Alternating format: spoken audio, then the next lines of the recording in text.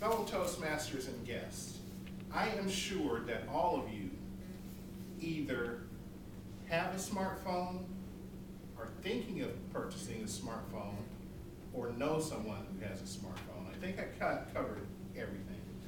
What I'm going to talk about today is application permissions or app permissions in Android. Bill and I were having a conversation the other day, and he told me about a video that he had seen that said, wow, the top flashlight apps in the Android store are asking for too many permissions. And he asked, well, what are all these permissions that they're talking about? So what I'm going to try to do today is explain how the permissions work and give you examples of what they look like and the types of things that permissions they can ask for on your telephone. When I finish my speech, there will be a question and answer session, so make sure that you write down your questions as I proceed through my presentation. I'm going to show some screenshots. I installed an app on my phone called the Motorola Gallery, and it's how you can look at pictures on your telephone. I'm going to go into details about some of the permissions that you can possibly have in an Android phone, and then I'm going to show you where you can get additional information, and I'm also going to have the question and answer session at the end. So when I went to install the Motorola Gallery app on my telephone, this screen came up. On this screen, and I was only doing one app at a time. On this screen, it gives information about the permissions that are needed, and it has down arrow keys to show what can happen. That's clickable down arrow keys on the app. This particular app has a skip and an accept button.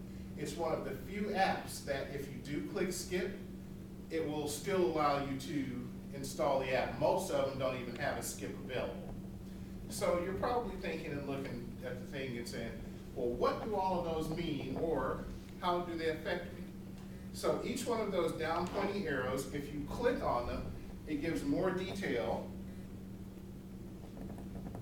about the app. I've expanded 3 of them on this particular slide. I've expanded device and app history, identity, and location. So you're probably wondering, it's a photo gallery app, why do I need to let it know my location? And the reason that you need to let it know your location is because it can tag your pictures and say, hey, Lenny took this picture while he was in Lansing, Michigan. So those are the permissions and the arrows that you can click to show the information that's behind the apps.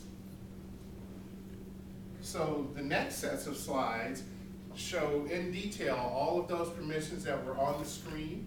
It gives more information. Like, why would a photo gallery app need to know, why would it need to read or modify your contacts? Well, one of the things that you can do when you're not thinking about it, when you can take a picture of someone and make that show in your phone, in your address book, and so it has to know the contacts to be able to access them, to be able to add a picture to them.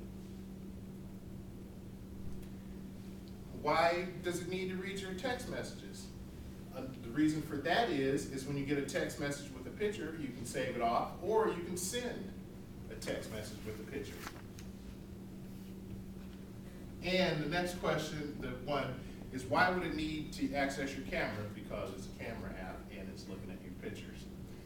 One of the ones that sort of causes difficulty and that I couldn't quite understand is why it necessarily needs to view your network connections. And that goes back to the question that Bill had, is why would an app need to know how my network connections are? So I had a little bit of difficulty, so I did a little bit of research. And the reason that you have to have access to your network connection is because it needs to know if you're connected to the internet and whether or not, when you share a picture, it can send it out to someone. And if you'd like additional information on apps, you can go to the Google Play Store and get information. And I've included the URL in your handout. And so now I'd like to know if anyone has any questions about what I just talked about. Yes, Greg. I'm curious about the apps. Does that, you know, you hear about viruses on computer. Do these apps allow viruses to get through?